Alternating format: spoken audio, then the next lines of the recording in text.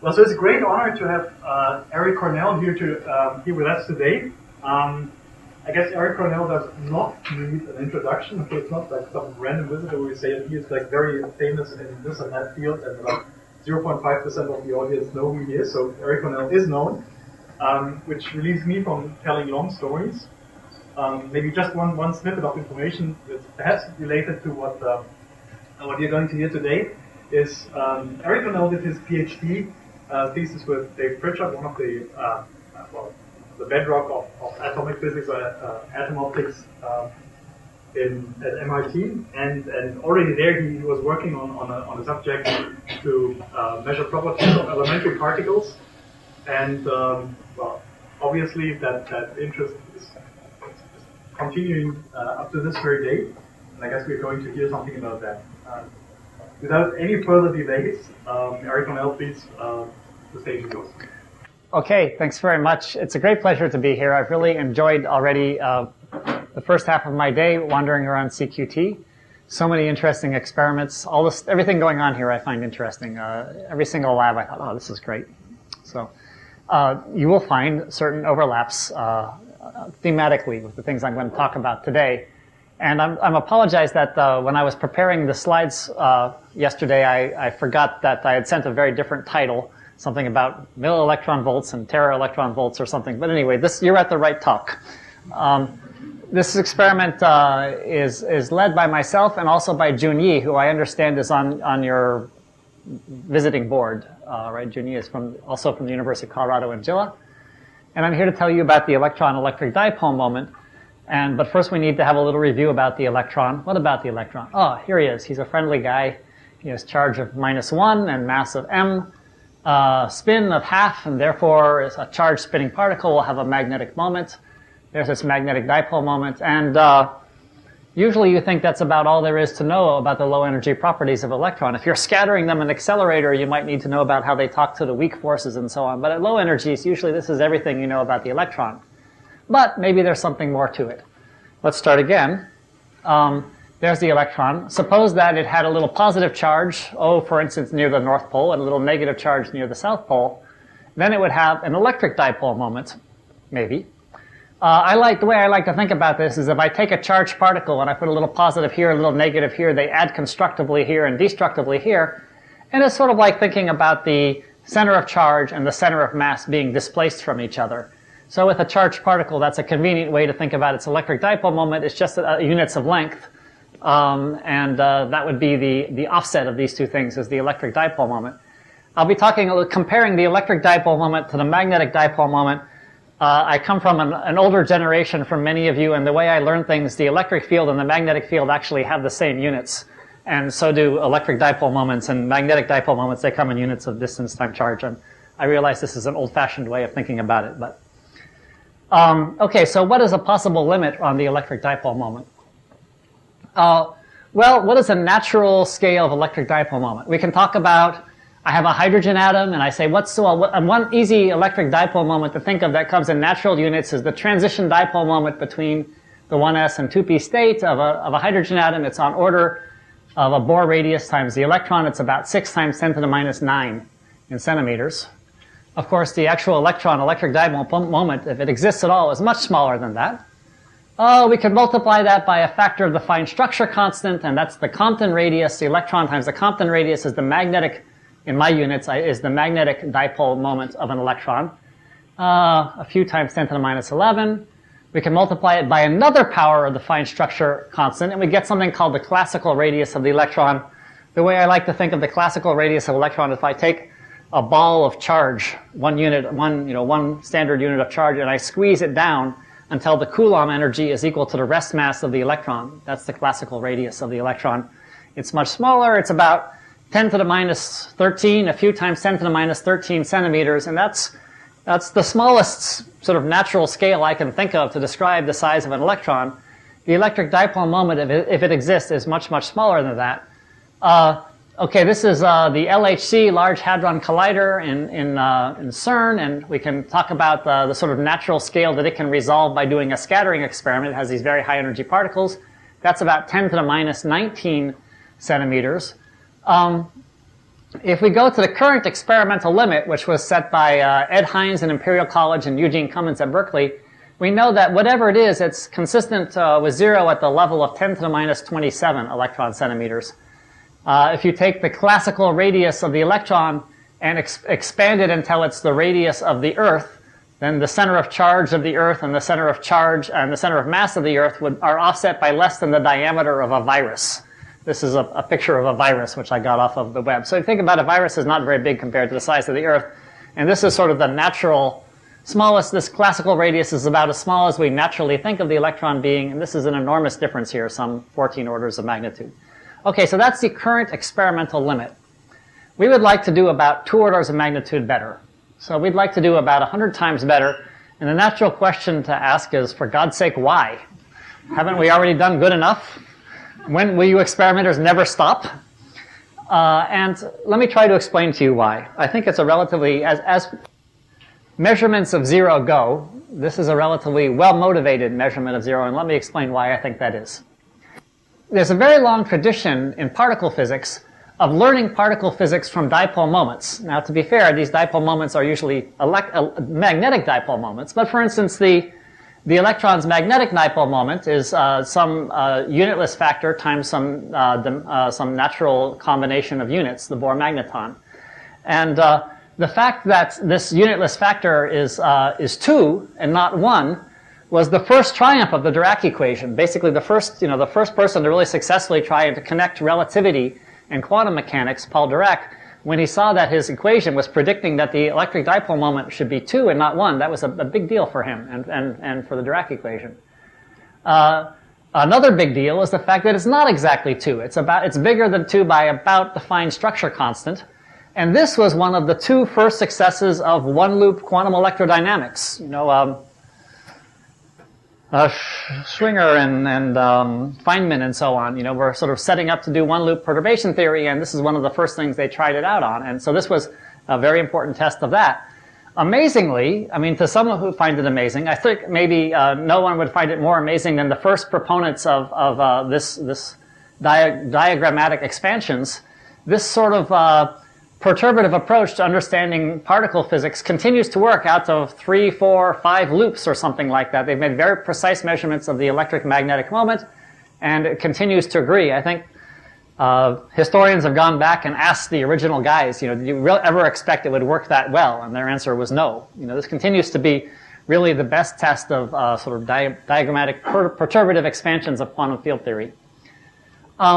So there's a question. We've done so well with particle physics. Can we do still better with the magnetic moment of the electron? So for instance, imagine we have a diagram like this where the electron comes and it emits some new particle. And particle physics tells me that new particles always start with the letter S, this neutrino and the C electron and so on. It emits this new particle, and then it absorbs in a DC magnetic field. And could we, by measuring a discrepancy between the standard model prediction for the electric magnetic moment and the actual experimental value, can we see new physics this way? And the answer is probably no. The mass of the electron is very small, and the chances of it's sort of emitting this kind of photon. Plus, it turns out in practical matter, you have to go to, it's a difficult thing to get the magnetic moment, you got to shift the magnetic moment.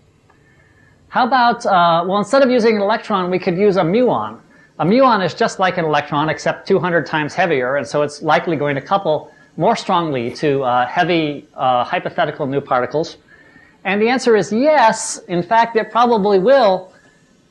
If for instance, supersymmetry or these various hypothetical extensions to the standard model are true, they probably will contribute to the muon magnetic moment, and moreover contribute to a value which is large compared to the experimental uncertainty of the muon magnetic moment.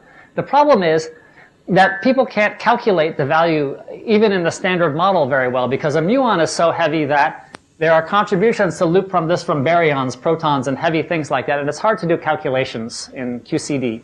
So the dominant, basically the dominant uncertainty, the reason why these experiments can't lead us onto new physics is basically what they call background from the standard model, uncertainty in the standard model predictions.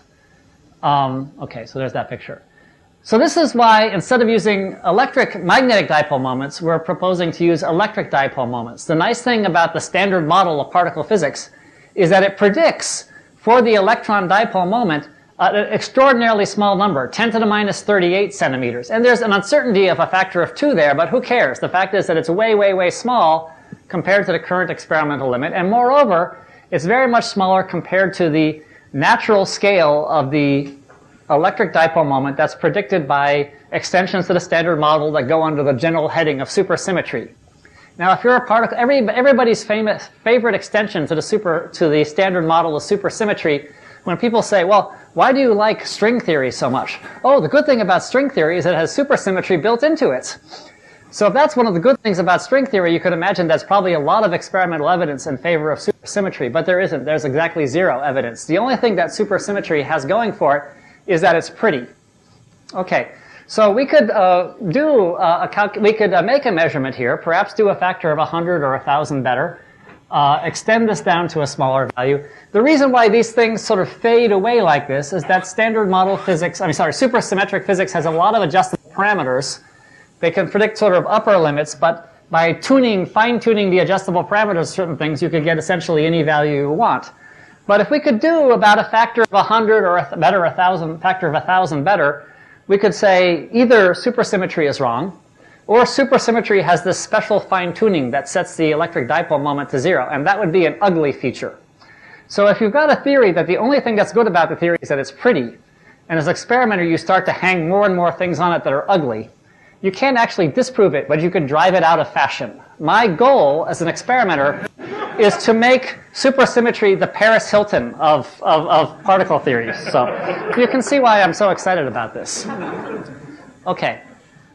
Just to make this more concrete, okay, so somehow why is this particular value of 10 to the minus 16 interesting from this current, the scale from the classical electron radius down to where we hope to get?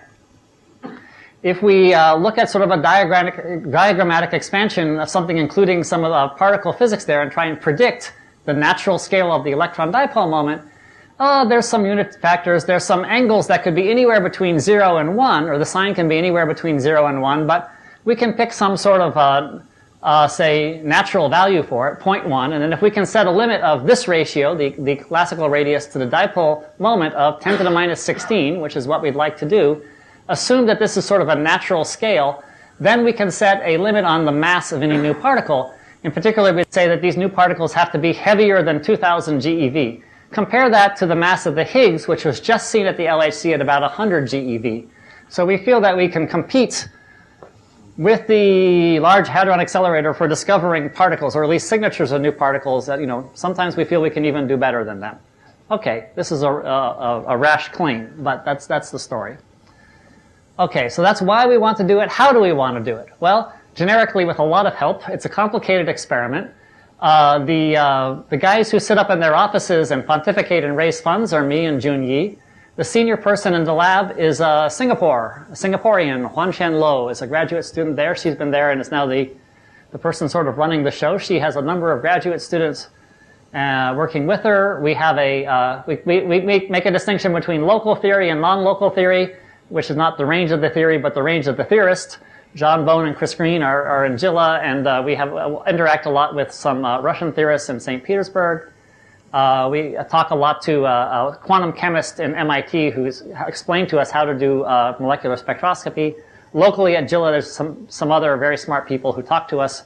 My beloved National Science Foundation and my very own National Institute of Standards and Technology have generously funded this experiment, as well as a private individual, which actually really says something, that someone's got his own money and wants to do this. So I think he shows excellent judgment. There's Huan Chen Lo. Okay, so how are we really going to do it? How to measure an electron EDM? It's easier just to remember how we measure a magnetic dipole moment. And this is simply, if we were going to measure the magnetic moment of a proton, we would call it NMR. If we're going to measure the magnetic moment of an electron, it's usually called ESR, electron spin resonance. Electron can be spin up or spin down. It's got a magnetic moment. We apply a magnetic field. We shine in radio waves. It flips over. We see a resonance, and the probability of flipping the spin over and the resonance is at a frequency given by the magnetic moment times the magnetic field. Old stuff. People have been doing that since the 1920s or something. if we apply an electric field in addition to the magnetic field, and there's an electric dipole moment, it will shift the resonance frequency a little bit. If we compare the resonance frequency with the electric field parallel to and anti-parallel to the magnetic field, we see the difference in those two lines. The magnetic field will fall out if we take the difference, and what's left is only the electric field and the electric dipole moment. Conceptually, the world's easiest experiment. Okay, so how do we do a really good one? If we want to do a really good one, we want to apply a really large electric field. The bigger the electric field, the larger the splitting. We want to have a really long coherence time. The longer the coherence time, the narrower the resonances, the easier it is to tell these two lines apart. And assuming that our signal to noise is limited by counting statistics, we want to count a lot of electron spin flips in order to split the width of these lines to some very, very fine precision. So a combined figure of merit is the electric field applied to the electron, the coherence time, and the square root of the number of spin flips you can count in the life of an average graduate student. Okay, big problem. You take an electron, you apply a really big electric field, what does it do? It flies away. It's the nature of electrons. You apply electric fields to them, they accelerate. So you can't have a long coherence time. The solution to this was Oxford physicist Pat Sanders pointed out that if you take the electron and you attach it to a very heavy nucleus, now instead of measuring the electric dipole moment of the electron, you measure the electric dipole moment of the atom with an unpaired spin in the heavy nucleus. And first of all, the atom doesn't go anywhere because it's neutral. And thanks to the miracle of the Dirac equation, you get an enhancement of the effective electric dipole moment, which goes as z cubed. You can sort of think of the electric field applied to the electron as larger than the electric field in the lab by this factor of z cubed. So if you can get a very heavy atom, not only does the atom not fly away, but you can get a bigger signal. So the person who sort of murdered this experiment, a wonderful physicist named Eugene Cummins at Berkeley, now retired, basically did a classic atomic beams experiment. He had a nice long beam line, maybe 2 meters. He heated up a very heavy atom, which was thallium. He heated up until almost droplets came out. So he sort of went to the brightest beam he could come with. He got the longest beam time. He got He applied an electric field that was so big that if you went any bigger, you'd start getting sparks between the electric plates. So that works out to about 100 kilovolts per centimeter in the lab. And did good job with the systematics, and he was the guy then who got this number of 10 to the minus 27. If you want to do better than this, especially if you want to do 100 times better than this, you can't just do his experiment again. He killed this field. You know, everyone's terrified of his result. You have to somehow find a way to get a much larger electric field, or a much longer coherence time, or a much larger count rate, or some combination of all of those things. So our approach is we follow Ed Hines and Dave DeMille and other people who've pointed out that a molecule is really God's way of applying a really large electric field to an atom. Think of sodium chloride. You know, the sodium is positive, the chlorine is negative. They're very close to each other. You can imagine that the sodium ion is applying a really large electric field to the chlorine. Now, it turns out that sodium chloride has no unpaired electron spin. The spins are all paired up. But if you could have a molecule with unpaired electron spin that sort of lives in between the polar molecule, the atoms in the polar molecule, that's how you could get a really big field. So we do that, and it's possible by applying a relatively small electric field in the lab, perhaps 10 volts per centimeter. You can polarize a molecule in the lab, and then to the electrons that live, these are supposed to be 2 electrons living between the 2 atoms of the molecule, you can be applying an electric field which is effectively 9 orders of magnitude larger than the laboratory electric field. The other thing we do to get long coherence times is something which you're very familiar with here at CQT, is which we trap the ions. And you can trap neutral molecules, but that's a huge experimental effort. That's a lot of work. And when you're all done trapping neutral molecules, you're tired. You don't have energy left over to do precision metrology. On the other hand, you can trap ionic molecules and feel a lot of energy left. You know, you can stand up and say, nah, I've trapped ion molecules. That was nothing. Now I'm going to go do something with them. So we trap ions, molecular ions. We'll work in an ion trap. You can compare, basically, this idea that this would be a useful thing to do has been noted by many other groups around the world, and we have a lot of competition. This is the Cummins result, which stood for a long time. This is the more recent result from Imperial College, which uses a molecule, as we hope to. And then all the other experiments try in one way or another to either have a bigger electric field, or a bigger coherence time, or a bigger count rate, or what have you. Our particular case, because we have a molecule that gives us a much bigger electric field than the Berkeley result, we have a trap which gives us a much better coherence time. Unfortunately, we have trapped ions, which means our count rate is almost surely going to be much lower than the Jean-Cummins result. Well, sacrifices have to be made. We think we'll still come out ahead if we can just get the thing to work. Okay, so we'll work in an ion trap, and the basic idea is we trap the molecules, we prepare the molecules with the spin, with the molecule lined up this way, we prepare the spins down, we flip the spins up, we see the frequency, and then we do the experiment again, except now with the molecule aligned the other way in the trap, so we flip the electric field over, and the difference in those two frequencies, that's the electric dipole moment, if it's there. We have chosen, I'll get to this, for complicated reasons, we use either hafnium fluoride plus or thorium fluoride plus. We have a little chunk of solid metal, we ablate it with a laser, we pass either neon or argon through it with a tiny amount of sulfur hexafluoride. We ablate the laser, chemistry happens, ions and electrons come in, they travel through a skimmer, they go into an ion trap, we turn on the ion trap and we capture them and we can mass purify them and we can do our spectroscopy and then we dump them out. That's the basic geometry of the trap. It's actually, by the standards of ion traps, it's much larger. The trend in ion traps is to make smaller and smaller and smaller traps, and now sometimes they're only a millimeter across or even a tenth of a millimeter. Ours are, typical scale is 10 or 15 centimeters in every direction. And the reason is that we need to have a very uniform fields, and you can do that better if your electrodes are far away from your ions. Here's a picture of our trap. Unfortunately, it's a little hard to see. It's very pretty because it's coated with gold. Here are 6, instead of using a 4-pole trap, we have 6 roughly linear electrodes, and the end cap electrodes are polished aluminum coated with gold so we can collect a lot of photons and focus them into this little hole here, and at the bottom of the hole we have a photomultiplier too. Okay, so here's a difficult question. How can you do precision spectroscopy? I mean, the whole point of an ion trap is the fields in the ion trap are not uniform. If the fields were uniform, there'd be no confining force. The whole point of an ion trap is have the fields pointing inward and pushing the ions into the middle. You might think that these inhomogeneous fields would broaden out the transition.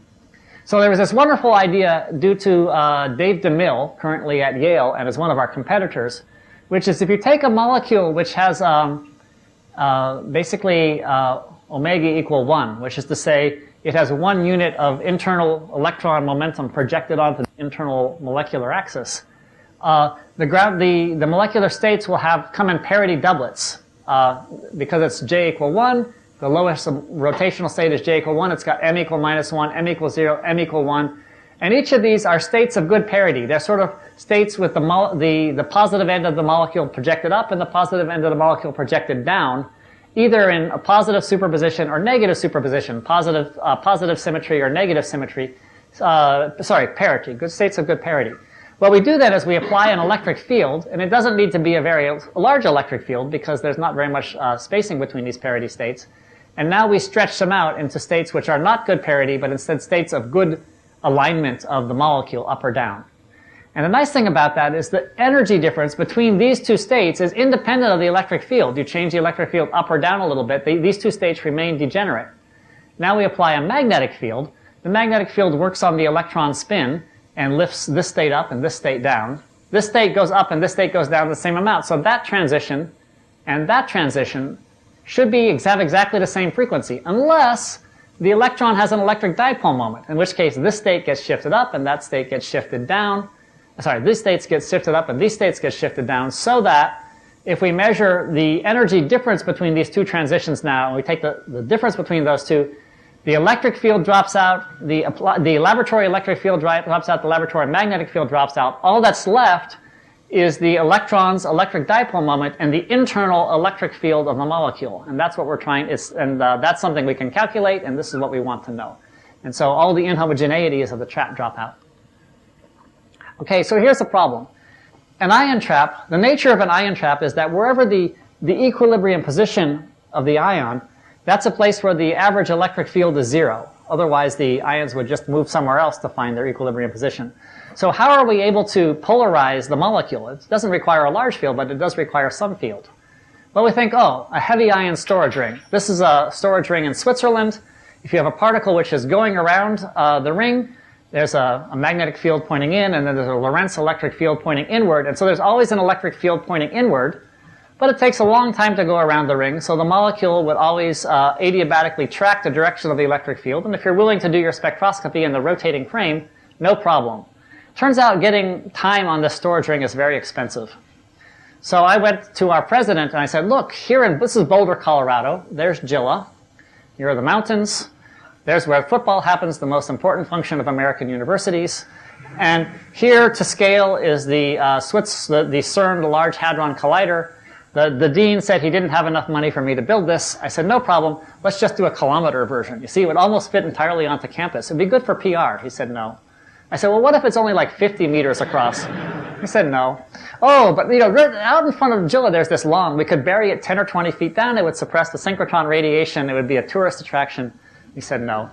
So we had to make it smaller yet. Here, just for scale, this is the JILA. Here's a picture of the JILA heavy ion storage ring. There's Wanchen Lo. I always call this picture Wanchen and her boys. This is the lab group that she's working with. Here's Junyi, my collaborator. You recognize him. And so at the scale, we're going to zoom in and see if we can see how big the ion storage ring actually is. We have to go a little closer. A little closer. Oh, there it is. It's about 1 millimeter across. We don't actually have a toroidal tube which is 1 millimeter across. In fact, there's nothing in the center of the loop. Actually, what we just do is we apply a rotating electric field, a uniform rotating electric field, which causes the electrons to make a nice circular motion. Superimposed on top of that are additional electric fields which provide the trapping of the ion trap. And, oh, here we go. So the electric field rotates at a rate which is large enough that the ion traces out a micromotion which is not very big compared to the size of the electrodes. But the rotation rate of the field is small enough that the molecule adiabatically follows the quantization axis, and one simply does the Zeeman level spectroscopy in the rotating frame. You make corrections for Berry's phase. It's what we do. Okay. So these 6 electrodes, we sinusoidally apply electric potentials offset by 60 degrees to them, which generates the rotating electric field. Okay, what molecular ion species do we want to use? We want one which has, actually may skip over this phrase. For the people who are interested in molecular physics, come ask me. It's quite amazing. The triplet delta 1 state is good for what ails you, cures arthritis, and it's a really, really good state for measuring electron dipole moments in. But it's not, I think, exactly the direction of this particular audience. More about that. All right. So the problem is we need a sample of trapped ions with lots of good ions and very few bad ions. What do I mean by good ions? I mean ions that we've been able to prepare into a particular quantum state, and we have to start with ions in exactly the same rotational state, vibrational state, hyperfine, parity level, and isotope. And the bad ions are a problem. Why are the bad ions a problem? Imagine that this is my good ion, and here's the rotating electric field. It's pointing in this direction, and it's sitting here, and we're doing spectroscopy on it. And along comes this other ion, and it travels by. As it goes by, this ion applies an electric field to that ion, and the electric field is small compared to our bias field, but it's not vanishing, which means that if I look at the total electric field, as this ion comes by, this ion feels an electric field which rotates in some random circle, depending on the impact parameter of this ion's trajectory. So the electric field provides the quantization axis. And you know what happens if you have a quantization axis and you're polarized along that, and your quantization axis maps out a little loop. You pick up a little phase, a little random phase between the two different the spin projected up and the spin projected down. Those random phases add up incoherently and cause decoherence. Currently, our estimate is this will be the dominant source of decoherence in our final experiment. So we have to minimize this. Okay, so something like only 1 ion out of every 300, thermally speaking, only 1 ion out of every 300 should be useful. So what are we going to do about that? This is just more saying that we want to, our actual transition is going from this state to this state, but initially we start with all of these states populated in addition to many other rotational states, vibrational states, isotopes, blah, blah, blah. We somehow have to get rid of all those. So we decide to do a very different way of loading our trap. Instead of making a bunch of hot ions and trapping them, we make a bunch of hot neutral molecules, hafnium fluoride, not hafnium fluoride plus. We actually get rid of any ions that we produced. The neutrals come along. When the neutrals come in here, we ionize them in a way which is isotope, state, vibrational, it selects in many possible ways. So the ions we create are in very nearly a pure state. This actually was one of Wanchen Lo's big contributions, is she figured out how to do this 2-photon spectroscopy where you come up through an intermediate level. This is a bound-to-bound transition in neutral hafnium fluoride. It's a very narrow transition, so we can select for a particular isotopomer, for a particular rotational level, particular vibrational level. The second photon comes up to a state which is still bound, or at least virtually bound. It's a Rydberg state. Oh, another interest. We know here we do Rydberg atoms here at CQT. So it's a Rydberg state, but it's not really a bound Rydberg state, because the binding energy of the electron is smaller than the vibrational energy of the molecule. And the vibrational energy gets transferred into the electron, and the electron flies away, and where we're left is an ion now in the ground vibrational state, and we can select a particular rotational level. This ionization process is surprisingly gentle. It's called shake-off ionization. The physical chemists call it that. I'm not going to walk you through all this spectroscopy. I put up all this sort of to convince you that the Rydberg spectrum of molecules are very complicated.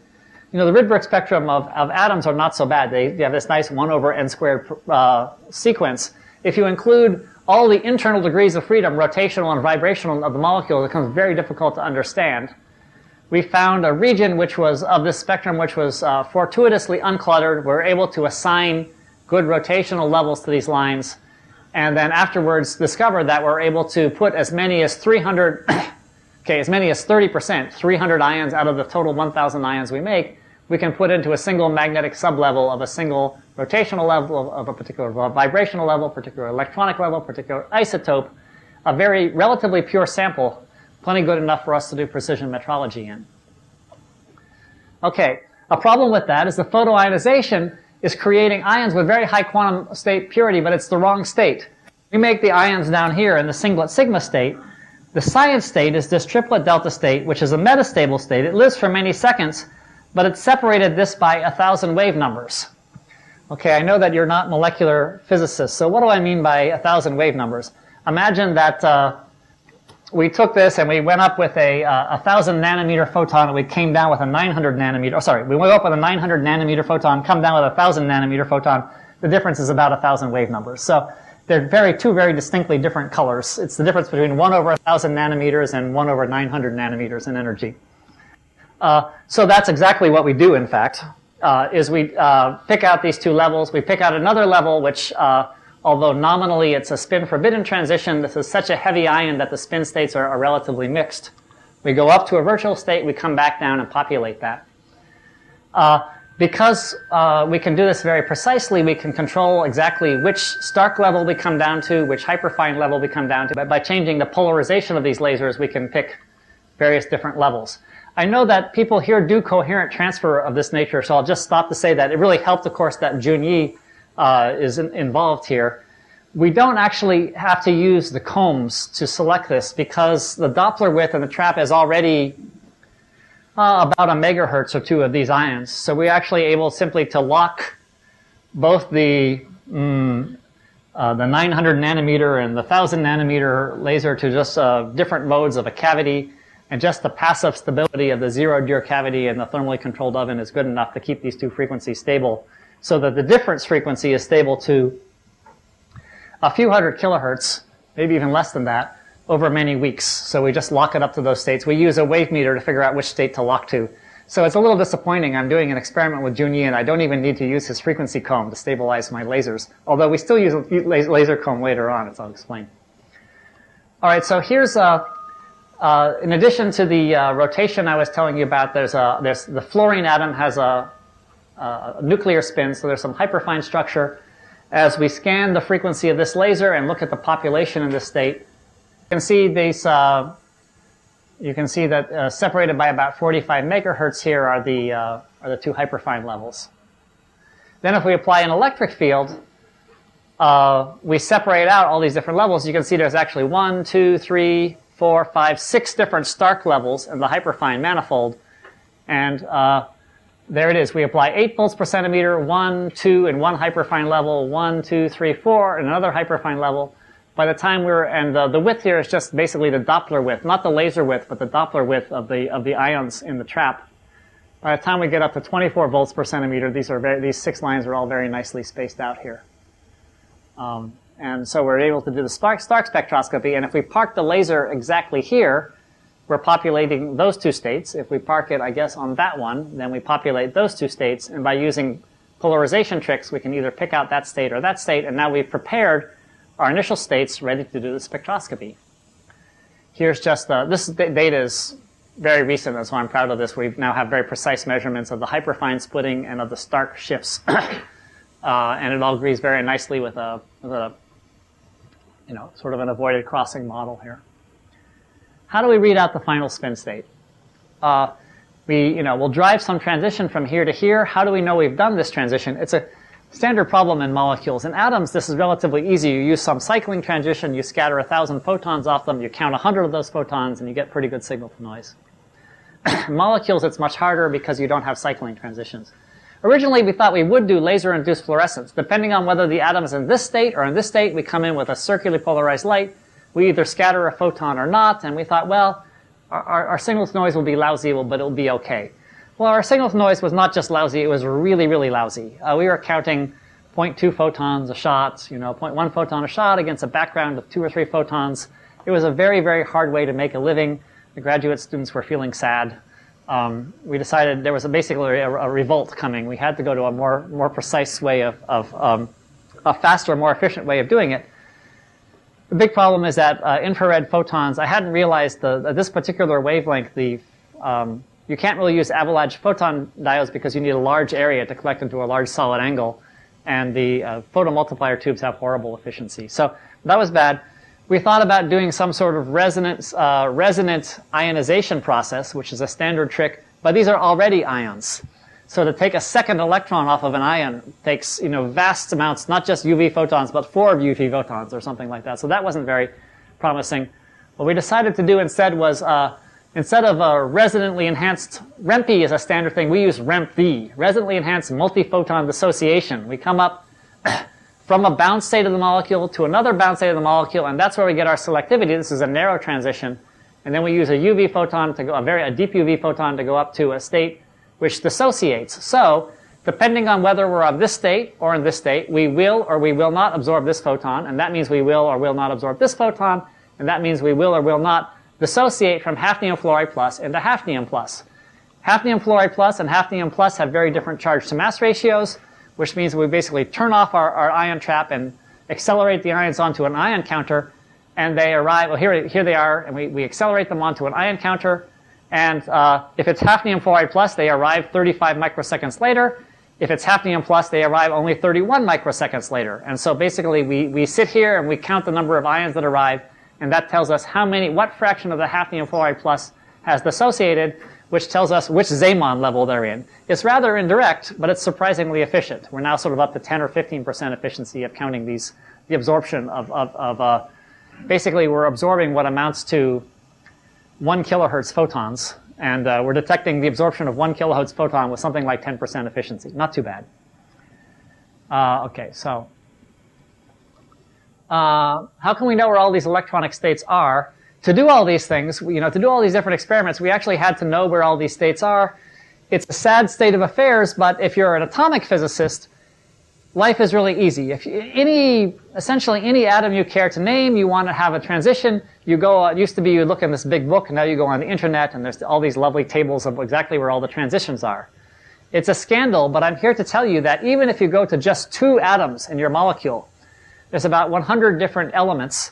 There are about 10,000 different 2-atom molecules. If you include, positive and negative ions, there's about 30,000 different 2-atom molecules. And for about 95% of those species, no one has ever written a single paper, theoretical or experimental. Scandalous. So we have these great Russian theorists who do very high-powered calculations, and they tell us with astonishing precision where all these excited states are. By astonishing precision, I mean plus or minus 5 terahertz or something like that, which is actually quite a large range to scan, when you have like 3 or 4 ions in your trap. And so that wasn't practical. So we used their theory, but then we had to do our own survey spectroscopy. We have we take hafnium tetrafluoride, we put it into a tube furnace, we heat it up, we drive a very powerful electric discharge down here, more than a kilovolt, approaching an amp. It's the single most dangerous piece of experimental equipment I've ever operated with. I'm terrified that my students are going to kill themselves. It's very, very beautiful. Like if you can see here, let's see if I got, oh yeah, see, isn't that look lovely? If you had an experiment like that, wouldn't you want to touch it? It's a shame to have an experiment. It's actually many, as you heat it up, many different colors come out as you drive out the impurities. It's the single most beautiful and the single most deadly experiment I've ever worked with. I always tell my students, you could, if there's a bus coming down the street, you could step out in front of it, but you would know that that would be the last thing you would ever do. And you don't do it because that knowledge is so clear in your head. I said, if you touch those electrodes, that will be equally the last thing you ever do, but it doesn't look as dangerous as that. It doesn't have, it hasn't been ever since you were 2 years old, your mother wasn't saying, danger, danger, danger, be careful. I'm your advisor.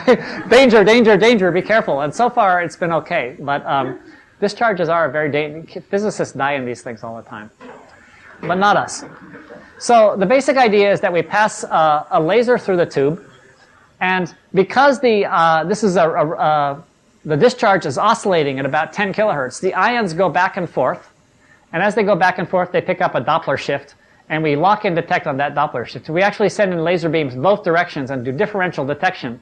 The neutral atoms aren't pulled back and forth, so there's many, many, many more neutral molecules than ionic molecules. This is a way of selecting only the ionic molecules and getting good sensitivity.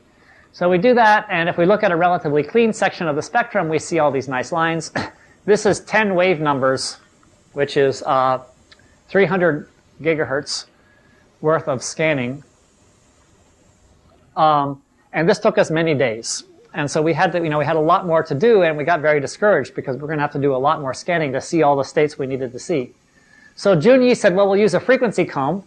And I think I don't need to tell you what a frequency comb is, but if you have a pulsed laser, in time domain, if it looks like a pulsed laser, in frequency domain, it looks like it has many, many lines of frequency. And what we do is we take a comb laser, which is a very high rep rate comb laser, and we couple that into a one-directional, like a Sagnac cavity. This is a bow tie cavity which goes one way around the cavity, and we can also arrange for it to go the other way around the cavity. It goes through the cavity, and basically the cavity spacing is commensurate. The free spectral range of the cavity is commensurate with the comb spacing. So each comb tooth is separately coupled into a separate thing. We have to we have to compensate for group velocity dispersion and so on, but we can get thousands and thousands of frequency lines going around here all at the same time. They come out here and we disperse them across a VIPA, which is something like an etalon, and a grating into 2 dimensions. And so we can see on a camera thousands and thousands of spots all at once. We have a special camera made in Switzerland by the Heliotis company where each pixel detects not the intensity, but the component of the intensity which is oscillating at 10 kilohertz. And of course our discharge is at 10 kilohertz. So basically it's like an array, a 500 by 500 array of lock-in detectors. It's really a wonderful camera. We use that to, it's Junyi, and so of course we have a lot of lock-in circuits.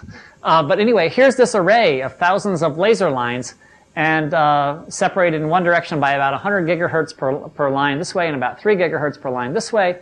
You go up this and you wrap your way around. When you actually have the discharge going, you can see that some of the dots are gray. That's sort of neutral. Some of the dots are white. Some are black. That corresponds to working your way through it. Here's a white spot. Here's a black spot. And we raster the whole thing around. We do some digital processing and turn this into a more conventional looking spectrum, and there it is. Basically, we're able to collect hundreds of wave numbers, sort of the equivalent of several nanometers worth of laser scanning in a single shot. It's really great. And the problem, of course, with molecules is that they have rotational levels and vibrational levels, and lots of in a heavy molecule, you have lots of hyperfine structure, so it can be extremely messy spectrum, and you have to stare at this for a really long time. But eventually, you can assign to this thing which looks like noise all these different molecular levels. We have observed about 30,000 lines. We've assigned about 20,000 lines. We have this vast table in which we understand basically everything there is to know about hafnium fluoride plus. It took a while. And we're now going back and doing the whole thing with thorium fluoride plus, which is sort of our next generation experiment. It's a still heavier molecule, will give us even more signal. All right, so molecular spectrum, fine. Where are we right now? This is kind of an interesting part of the experiment. So here, basically, the science transition is from this state to this state, or from this state to this state. But this state is called this m equal 3 halves because of the hyperfine structure. This is m equal minus 3 halves. To do spectroscopy from here to here, that's a 3-photon transition. We have to go 1, 2, 3 photons. 3-photon spectroscopy is fairly complicated. It's doable, but it's kind of hard. But it turns out we can make the rotation work for us. The quantization axis is pointing off in some direction. So these m levels are defined relative to that quantization axis, and that quantization axis is rotating. So the quantization is rotating. You think, well, what happens to the states? There's a Stark splitting between these two states. And remember, an infinitesimal rotation only couples states of adjacent m levels, m of +1 or -1. These states are coupled by rotation. So the rotation will try to mix these two states, but because the Stark energy is large, typically, maybe 10 megahertz, compared to the rotational rate, which is maybe 100 kilohertz, there's very little mixing here, which means that the ions will want to, once we put them in this state, they will stay in this state as we rotate. Except maybe not.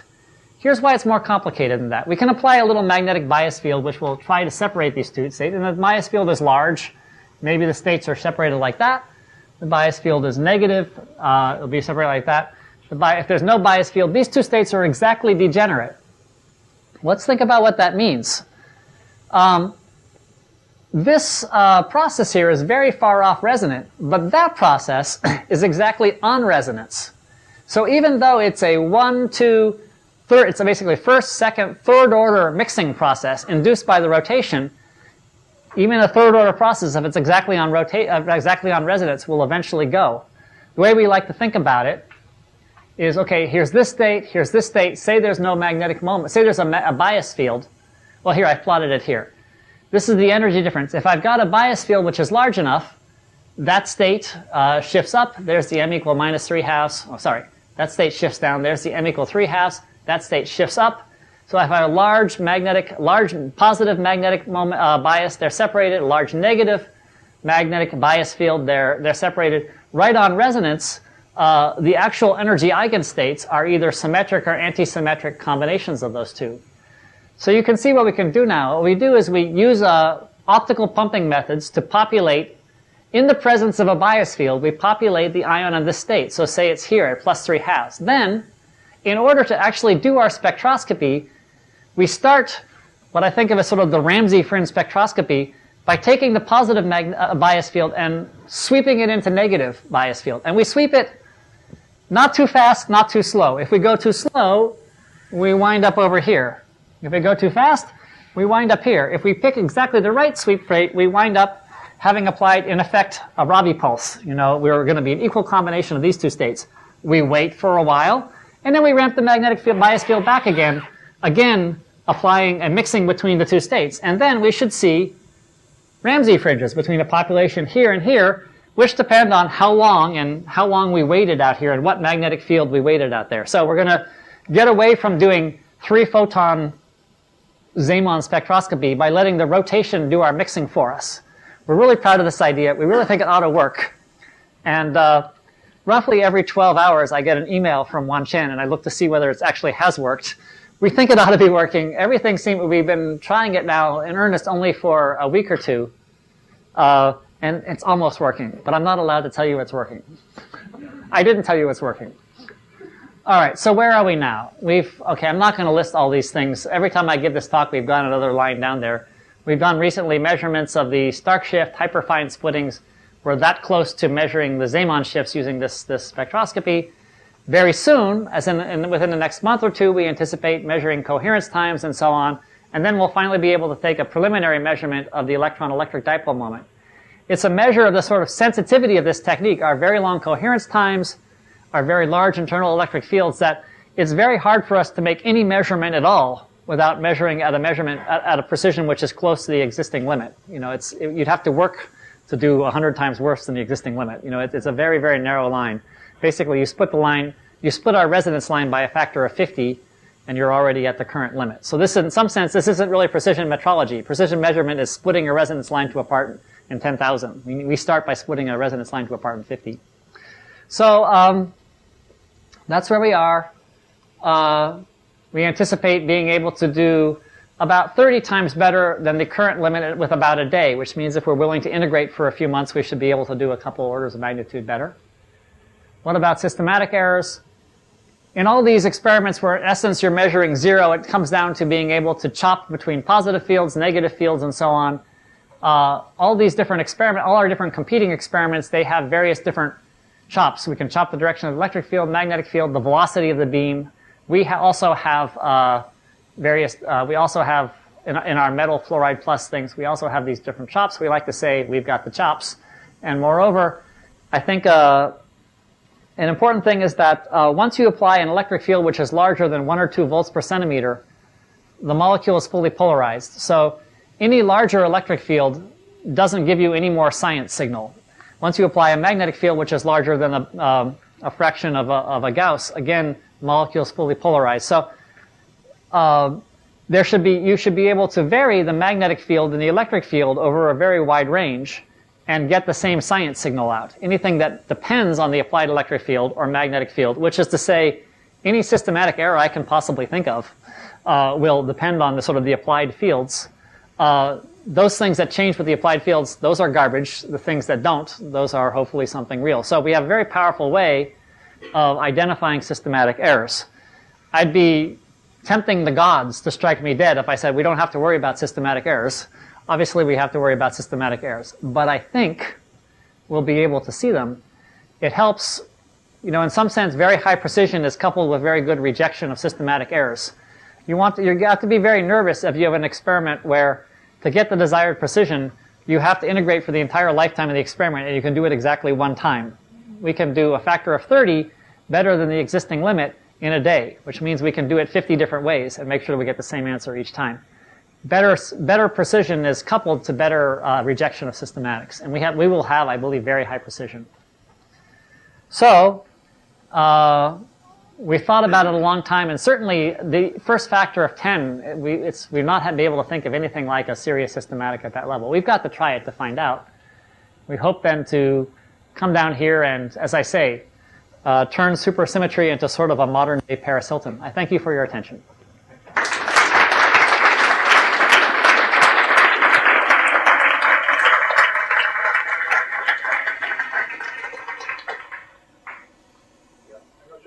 First of all, thanks a lot for this very exciting talk, full of gems for all the experimental people here in the audience as well. I'm sure there's questions in the audience. Yes. So I used to work in experiments in London, and most of the time I was playing with these chops to find out what I was actually measuring. That wasn't easy. So what are the systematics that you think you were going to come up against in your experiment? One systematic that we think is a very dangerous systematic is if, we have this rotating electric field. The gradient that's very dangerous is a rotating electric field where the magnitude of the rotating electric field changes in the z direction. That will mimic an EDM signal. When we sort of think about the systematics, we leave out one of the most important chops, which is chopping from rotating in the clockwise direction to counterclockwise direction. That reverses that sign. We try to design an experiment where we don't need that chop. So, our design, uniformity and various ways of shimming that uniformity should make that chop unnecessary. Needless to say, we will do the chop anyway and combine the answers and study the difference to see if we're right about that. That, in the absence of the rotation, that's a killer.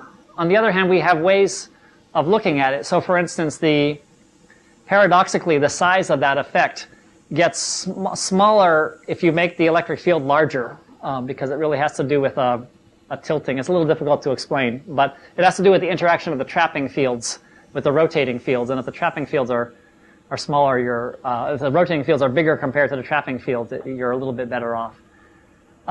Another killer systematic is if the ions, a lot depends on the net electric field that's applied to the ions being zero except for the rotating electric field.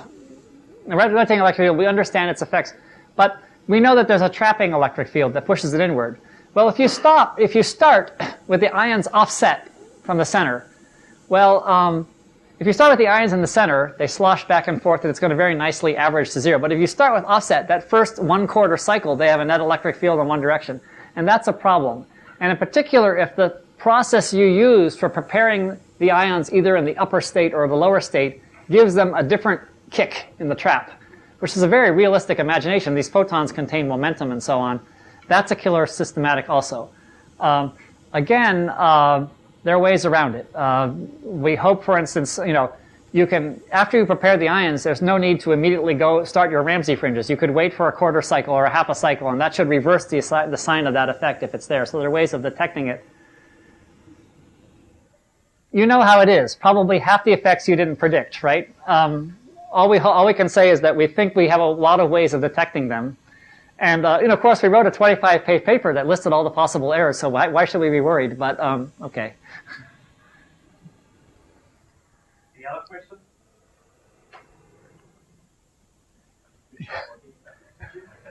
So, you have a trap of ions.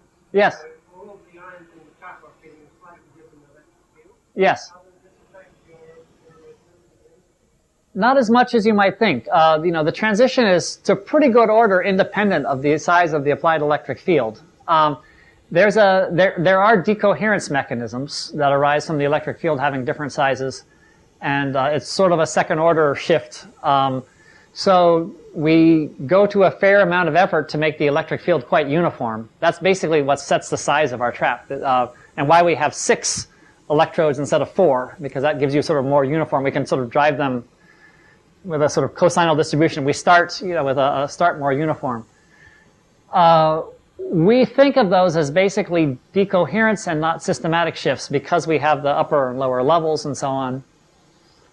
Nothing is ever fully only decoherence. It always has some sign to it as well. But again, we think we can detect that for secondary measurements. Yeah?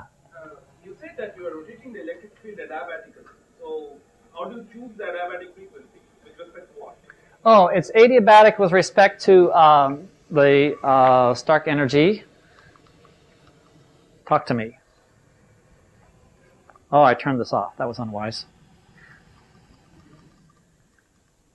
So states of adjacent M level are separated by about 10 megahertz of Stark energy. As long as your rotation rate is very slow compared to that, then this thing is not allowed to mix into that state, and it stays as a good state with respect to the. It's similar to if you have an electron in a magnetic field. Yes. There's some Larmor frequency. You can't rotate anymore. You have to rotate slowly compared to the Larmor frequency. But if you rotate, the slower you rotate, the larger and higher velocity is the sort of what we think of as the micromotion, the fact that the ions are tracking out these circles. And that energy by itself is not really a problem, but it comes back to an earlier question. If your electric field is inhomogeneous, then this high energy micromotion looks like a ponderomotive force. And if your electric field is inhomogeneous, that looks like an additional trapping force or anti-trapping force. And so to the extent this is something we have to worry about, one of the reasons we make the electric fields so very, very homogeneous is not just to avoid decoherence, but avoid having the atoms pushed out of the trap by basically the gradient of this ponderomotive force.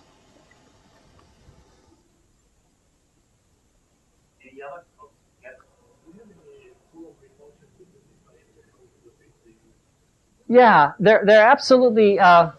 So the thing about ions is that there's no natural range of the collisions. There's no scattering length. And it's not clear that we have enough ions to even talk about a plasma in a natural sense. So it's not a simple problem to think about. We do know that any given ion, if you integrate all the different electric fields it feels, including from the trap and from the other ions, that has to integrate to very close to 0. Otherwise, it wouldn't stay there in the middle of the trap, which it does. So you can put sort of limits on the time integrals of the electric fields from the other ions. The motion of one ion coming relatively close to another ion causes the bias field to change its direction a little bit, and that causes that various phase decoherence we were talking about before. If you go to very high densities or relatively low temperatures, we're of course very, very far from getting a Coulomb crystal, but we can go into a regime where the ions the size of the cloud is no longer limited just by the temperature and the confining frequencies, but there's sort of a mean field repulsion.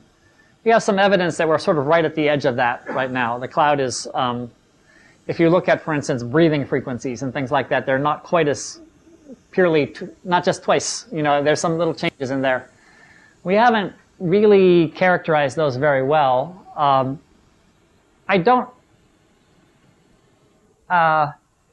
I don't necessarily see these mean field repulsions as a problem, but I know I don't like them.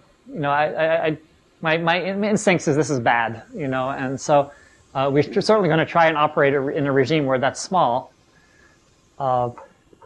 We think that the dominant decoherence is going to come from these ion-ion interactions. What this means is that we can go with a cloud with a smaller number of ions and a longer coherence time, or a larger number of ions and a smaller coherence time.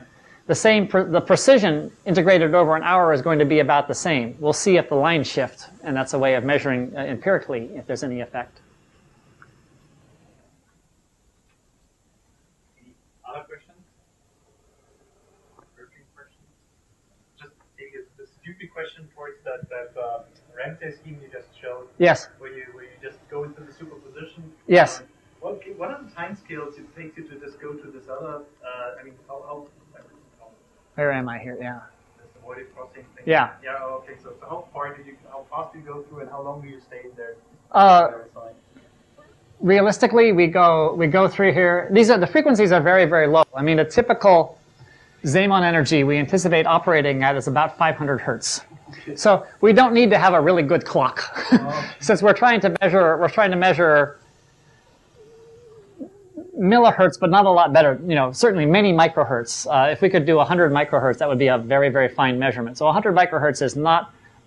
It's quite large on top of 500 hertz. So, and we don't need to do that in a single shot. That's integrated over many chops back and forth. But so typically, what we might do is sweep from here to here in about 15 milliseconds, stay here for about a second, and then sweep back in about 15 milliseconds. So you're actually measuring the integrated phase shift as you come out, wait, and then go back again.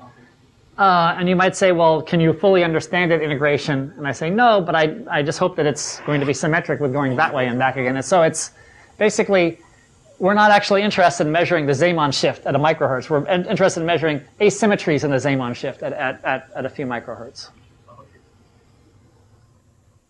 Okay. Any other questions?